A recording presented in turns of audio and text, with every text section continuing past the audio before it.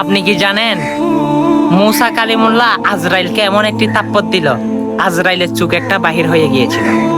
তখন সে বাহির হওয়ার সাথে সাথে আজরাইল দূরে আল্লাহর দরবারে চলে গেল। আল্লাহকে বলে, আল্লাহ, আপনার নবী মুসা কালিমুল্লাহ আমাকে থাপ্পড় দিয়েছে, চোখ একটা বাহির করে ফেলেছে। তখন আল্লাহ বলে, কেন তোমাকে থাপ্পড় দিয়েছে?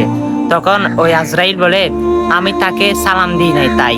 তখন আবার গেল, যাও আমার হুকুমে আবার হযরতে মুসা কালিমুল্লাহর কাছে যাও। তখন মুসা কালিমুল্লাহর কাছে গিয়ে বলে, আল্লাহ আমাকে আবার পাঠিয়েছে আপনার রুহু কবজ করার জন্য। তখন আপনি কি এই দুনিয়ায় থাকবেন নাকি চলে যাবেন? তখন আল্লাহ রাব্বুল আলামিন থেকে ঘোষণা আছে, মূসাকে বলো তার গোড়ার মধ্যে যতটা পশম রয়েছে পশমের মধ্যে হাত দিতে, হাতের মধ্যে যত পশম আসে তাকে সেতটুক হায়াত দেওয়া হবে।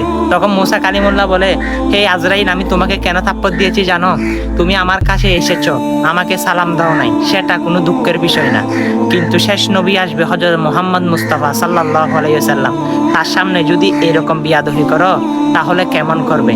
আমি থাপ্পড় দিয়ে চোখ বাহির করে দিয়েছি, তিনি যদি এরকম যদি তার সামনে গিয়ে যদি তুমি সালাম না দাও, তোমার অবস্থা কেমন হবে? আল্লাহ কেমন করবে?